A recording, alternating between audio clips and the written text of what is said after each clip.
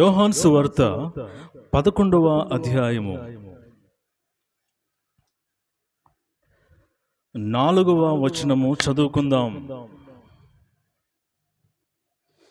యేసు అది విని, ఈ వ్యాధి మరణము కొరకు వచ్చినది కాదు, గాని దేవుని కుమారుడు దాని వలన మహిమ పరచబడినట్లు దేవుని మహిమ కొరకు వచ్చినది అని ప్రార్థన చేసుకుందాం. మా దేవుడా, రాజులకు రాజు అయిన యేసుక్రీస్తు ప్రభువా, ఈ ఉదయకాల సమయం ప్రభువా నీ మందిరములో చేరి పాటలతో మిమ్మల్ని స్తుతించాం, ఆరాధించాం తండ్రి. నీ నామాన్ని గొప్ప చేశాం ప్రభువా. మరి ఒకసారి ప్రభువా, నీ శరీరంలో మేము పాలిభాగస్తులు కావటానికి మేము ఇక్కడ సిద్ధముగా ఉన్నాం, నీ రొట్టి రసాల్లో పాల్గొనటానికి. కనుక మాకు అవసరమైనటువంటి మంచి మాటలు మాకు దయచేయండి ప్రభువా. ఈ వాక్యం ద్వారా తండ్రి, నీ అద్వితీయ కుమారుడైనటువంటి యేసుక్రీస్తు ప్రభు బహుగా హెచ్చింపబడాలని, మహిమపరచబడాలని కోరుకుంటూ ఈ ప్రార్థనని యేసుక్రీస్తు నామమున అడుగుచున్నాం తండ్రి, ఆమేన్.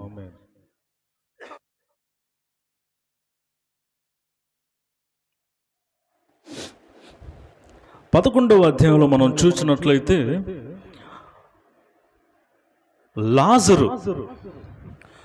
లాజరు గురించి మనందరికీ తెలుసు. లాజరు రోగి అయి ఉన్నాడు అని యేసుక్రీస్తు ప్రభువుకు తన శిష్యులు తెలియజేస్తారు. ఆ మాట వినినప్పుడే లాజరు చనిపోయాడు. చనిపోయిన వెంటనే యేసుక్రీస్తు ప్రభు, ఇక్కడ రాయబడలేదు అదే రోజు లాజరు చనిపోయాడని, కానీ మనకు అర్థమవుతూ ఉంది ఈ అధ్యాయం చదువుకుంటూ వెళ్తూ ఉంటే, ఏ రోజైతే యేసుక్రీస్తు ప్రభు లాజరు చనిపోయాడని విని ఉన్నాడో అదే రోజు ఆయన చనిపోయి ఉన్నాడు. అయితే యేసుక్రీస్తు ప్రభు వెంటనే అక్కడికి వెళ్ళటానికి ఆయన వెళ్ళలేదు. అక్కడే ఎక్కడైతే ఉన్నాడో ఆయన అక్కడే ఉండిపోయారు. ఎందుకు వెళ్ళలేదు అనేది ఇక్కడ ప్రశ్న. యేసుక్రీస్తు ప్రభు యొక్క శిష్యులందరూ కూడా ఆయన ఇంకా చనిపోయాడని వారు నమ్మలేదు, వారికి తెలియదు. యేసుక్రీస్తు ప్రభు అక్కడ వెయిట్ చేస్తున్నది ఎందుకు అంటే, తన శిష్యులందరూ కూడా యేసుక్రీస్తు ప్రభు యొక్క మహిమ ఎంత గొప్పదో తెలుసుకోవాలని యేసుక్రీస్తు ప్రభు అక్కడ అనుకుంటూ ఉన్నాడు. అయితే ఇక్కడ మనం చూసినట్లయితే ఆ వ్యాధి, ఏ వ్యాధి అయితే లాజరుకు వచ్చి ఉన్నదో అది మరణమునకు వచ్చేది కాదు. దాని ద్వారా, ఏ వ్యాధి అయితే వచ్చిందో ఆ వ్యాధి ద్వారా దేవుని యొక్క కుమారుడు యేసుక్రీస్తు ప్రభు భూమి మీద మహిమపరచబడాలి. ఆ కారణము చేత తండ్రి అనేటువంటి దేవుడు ఆ వ్యాధిని లాజరుకి అనుమతించాడు. ఆ వ్యాధి ద్వారా లాజరు మరణించాడు, చనిపోయాడు. 2 రోజులు అయిపోయింది. యేసుక్రీస్తు ప్రభు ఎక్కడైతే ఉన్నారో అక్కడి నుంచి కదల్లా. అయితే 3వ దినం కూడా వచ్చేసింది. 4వ దినాన తన శిష్యులందరూ లాజరు చనిపోయాడు అని నమ్మారు. అప్పుడు యేసుక్రీస్తు ప్రభు బేతనీకి వెళ్దాం పదండి అని చెప్పాడు. బేతనీలో ఉండేది ఎవరు అంటే లాజరు, తన యొక్క కుటుంబం. ఆయనకి సిస్టర్స్ ఉన్నారు, మార్తా మరియు మరియా. యేసుక్రీస్తు ప్రభు ఆ బేతనీ అనేటువంటి గ్రామానికి సమీపించగానే మార్తకి ఎవరో వర్తమానం పంపించారు. యేసుక్రీస్తు ప్రభు వస్తున్నాడు అని. వెంటనే మార్త పరిగెత్తుకుంటూ యేసుక్రీస్తు ప్రభువుని ఎదుర్కొనటానికి వెళ్ళింది. యేసుక్రీస్తు ప్రభువుని చూడగానే ఆమె మాట్లాడినటువంటి మాటలు ఇక్కడ చూద్దాం. 21వ వచనము అదే అధ్యాయములో మార్త యేసుతో, ప్రభువా, నీవిక్కడ ఉండిన ఎడల నా సహోదరుడు చావకుండును అంటే చనిపోడు. యేసుక్రీస్తు ప్రభు ఎప్పుడు కూడా మరి లాజరును ప్రేమించేవాడు. లాజరుకు ఉన్నటువంటి అక్క చెల్లెలను ప్రేమించేవాడు. ఆయనకి ఎంతో ఇష్టం వారంటే.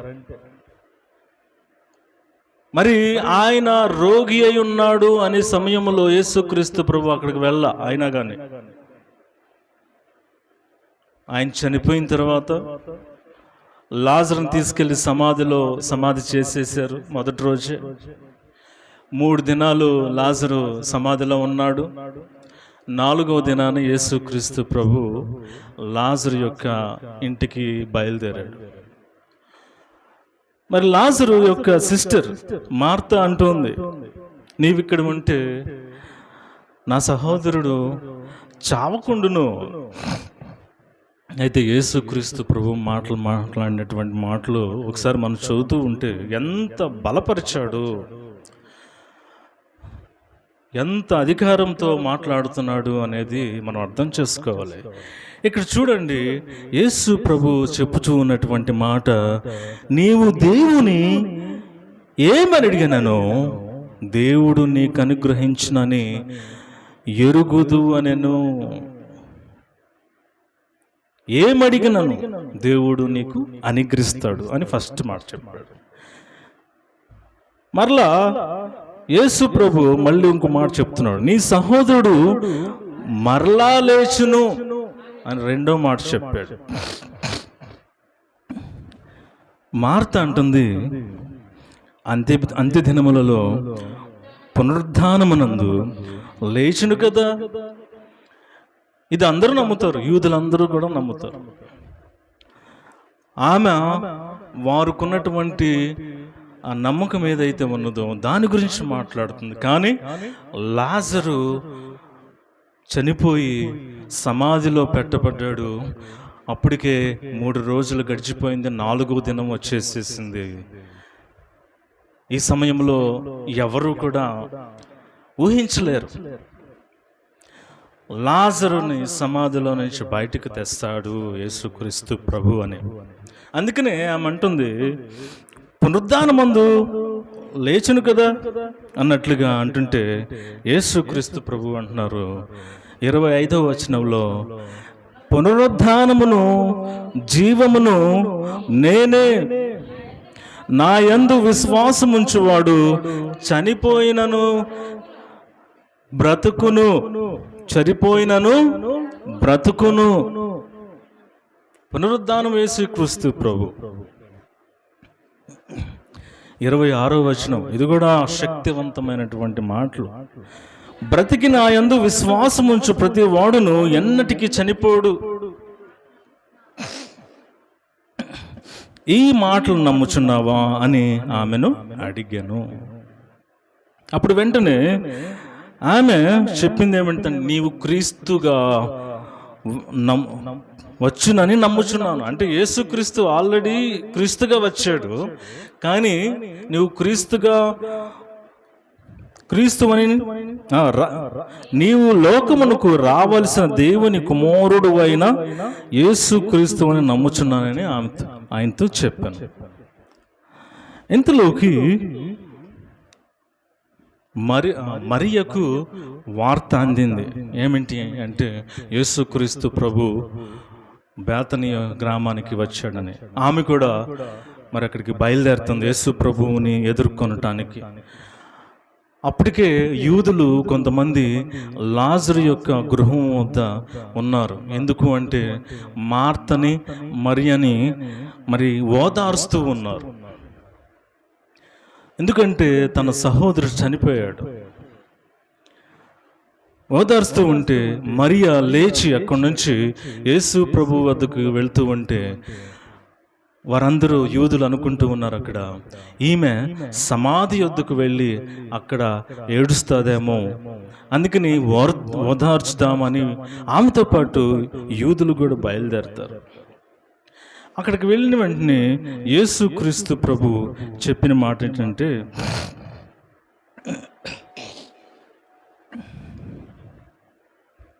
ఈమె కూడా వెళ్ళింది, మరియ కూడా వెళ్ళింది. ఏ మాటలైతే మాట్లాడిందో మరియా, ప్రభువా నీవు ఇక్కడ ఉండినట్లయితే నా సహోదరుడు చావకుండా, అదే మాట మరియ కూడా అంది. అప్పుడు ఆమె ఏడుస్తూ ఉంది.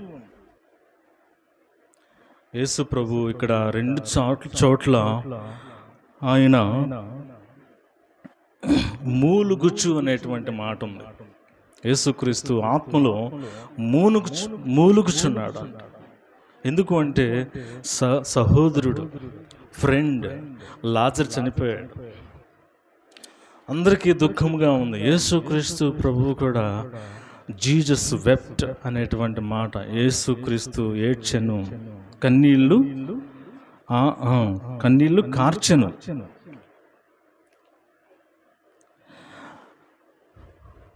అప్పటికే యేసుక్రీస్తు ఒక గుడ్డివాని యొక్క కన్నులు తెరిచాడు. ఆయన పుట్టుకతోనే గుడ్డివాడు. యేసుక్రీస్తు దేవుడు గనుక, దేవుని కుమారుడు గనుక, శక్తి కలిగినటువంటి వాడు గనుక ఒక బ్లైండ్ మ్యాన్ని ఆయన కన్నులు తెరిచాడు. ఆ విషయము అప్పటికి అందరికీ తెలిసిపోయింది. వీళ్ళు అంటున్నారు యూదులు, ఈయన ఇప్పుడు వచ్చాడు చనిపోయిన తర్వాత, ఇక్కడే ఉండుంటే మరి జబ్బు రాకుండా చేయొచ్చు కదా అని యేసుక్రీస్తు ప్రభువుని అంటా ఉన్నారు. అసలు ఆ రోగమే రాకుండా చేస్తే లాజరు చనిపోయేవాడు కాదు కదా అని అంటా ఉన్నారు. అయితే యేసుక్రీస్తు ప్రభు చూడండి,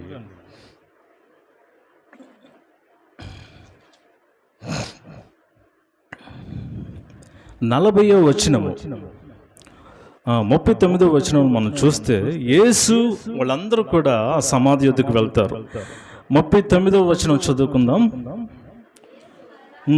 రాయి తీసివేయబడినని చెప్పగా చనిపోయిన వాని సహోదరి అయిన మార్త, ప్రభువా అతడు చనిపోయి 4 దినములైనది, అంటే 4 దినాలు అయిపోయినాయి, 5వ దినం,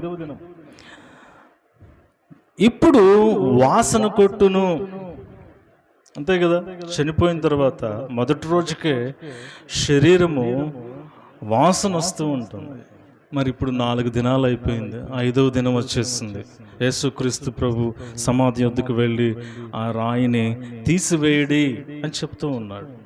మరి స్మెల్ వస్తుంది కదా.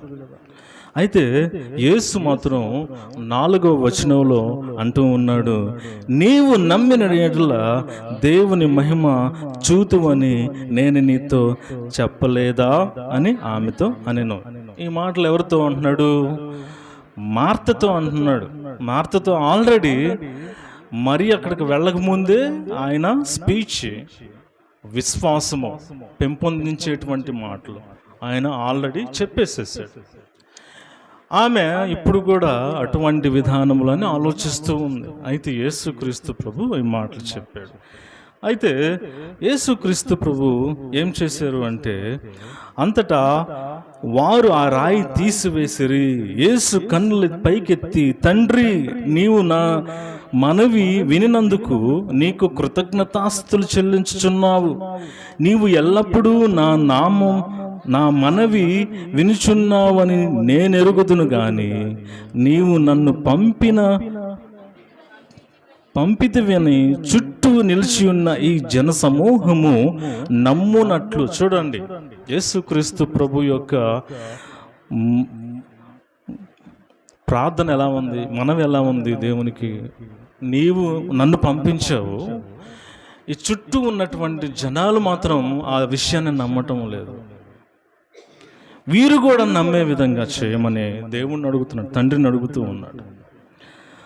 అయితే 43వ వచనంలో చూస్తే, లాజరు బయటకు రమ్మని బిగ్గరగా చెప్పుగా చనిపోయిన వాడు కాళ్ళు చేతులు ప్రేత వస్త్రములతో కట్టబడిన వాడై వెలుపకి వచ్చెను.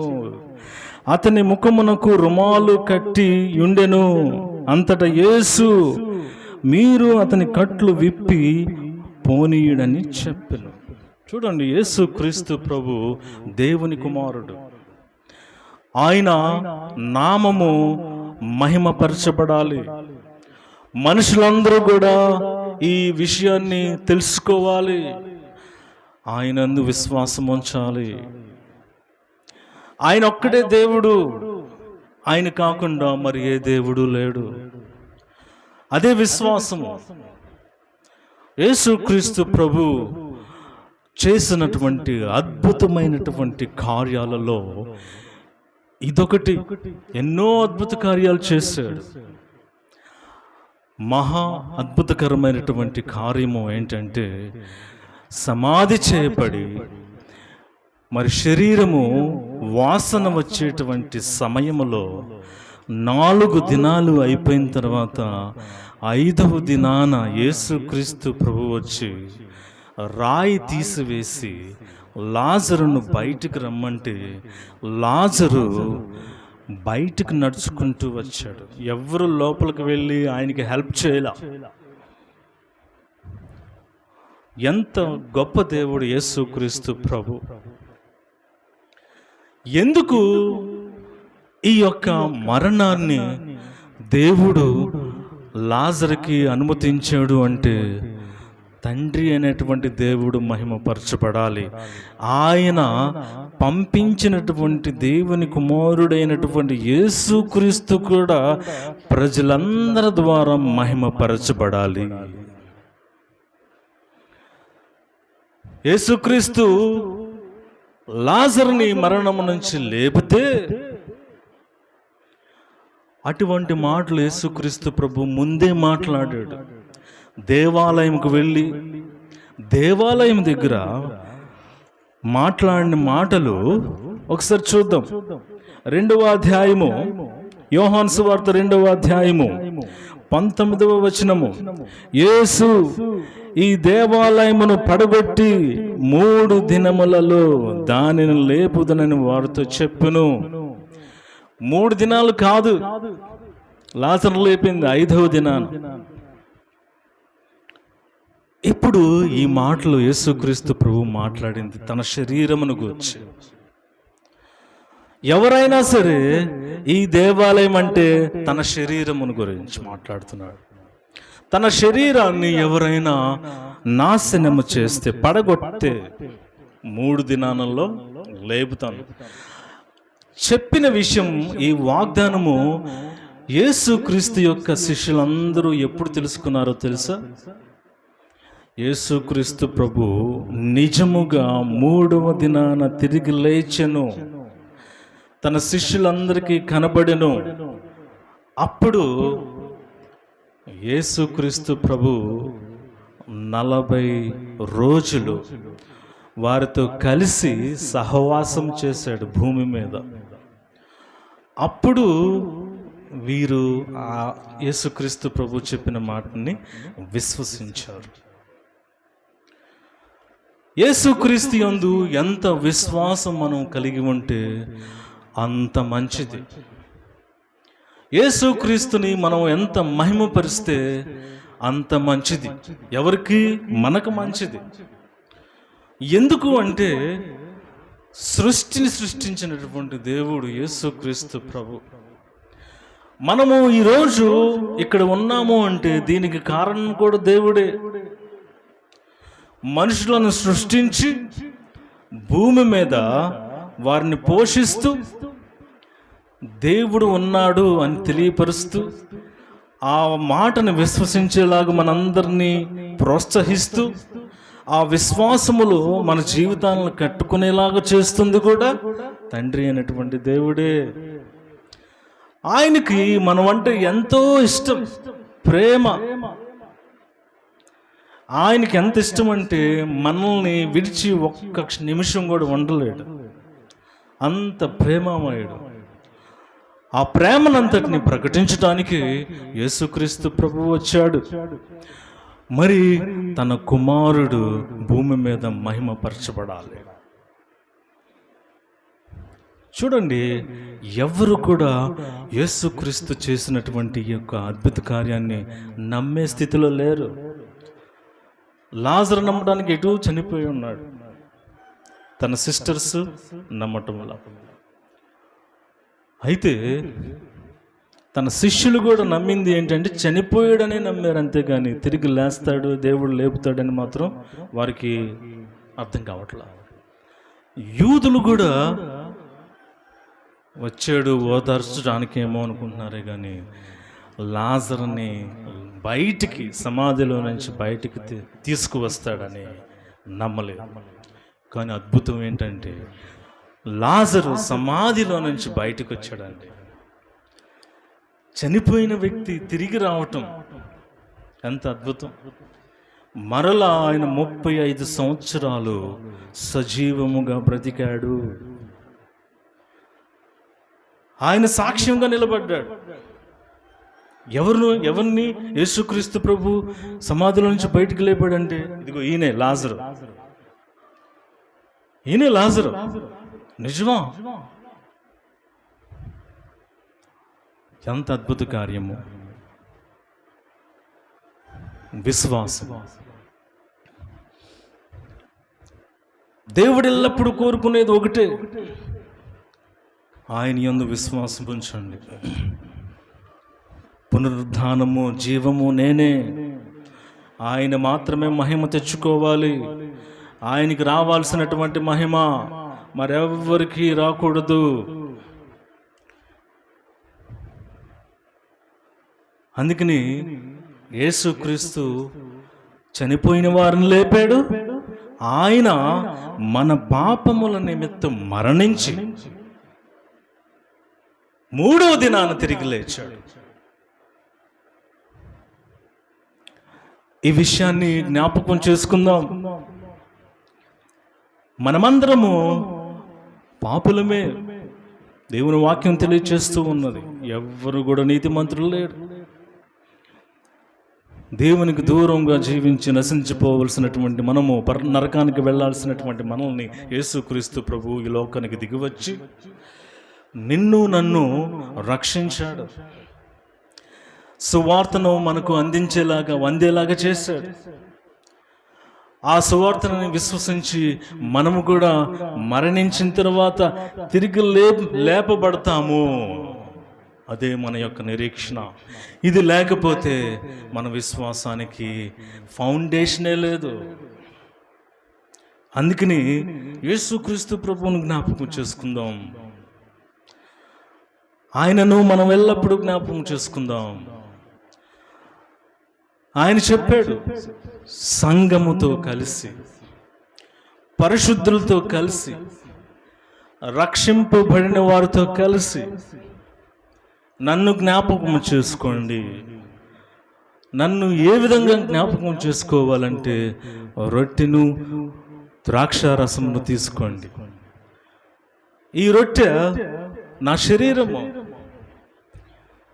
ఈ ద్రాక్షారసము నా రక్తము. నా శరీరము, నా రక్తము ద్వారానే మీరు రక్షింపబడ్డారు అని యేసుక్రీస్తు ప్రభు అనేక మార్లు తెలియచేస్తూనే వచ్చాడు. అందుకనే యేసుక్రీస్తు ప్రభువుని జ్ఞాపకం చేసుకుందాం. ఆయన లేకపోతే మనం లేము, మన జీవితం లేదు, మన విశ్వాసానికి గురి లేదు. మన విశ్వాసం అంతా యేసుక్రీస్తు ప్రభు. నశించిపోయే వారమైనటువంటి మనల్ని యేసుక్రీస్తు ప్రభు తన ప్రేమ ద్వారా, తన జాలి ద్వారా, తన కృప ద్వారా ఆయన వైపుకు మనం తిప్పాడు. ఆయన విశ్వసించేలాగా చేశాడు. ఆయన యందు విశ్వాసం ఉంచడం ద్వారా మనకి పాప విమోచన కలిగింపచేసి మన శిక్షనంతటినీ ఆయన సులువు మీద భరించి మన కోసం ప్రాణం పెట్టి 3వ దినాన్ని తిరిగి లేచిన ఆయన జ్ఞాపకం చేసుకుంటూ ఉందాం.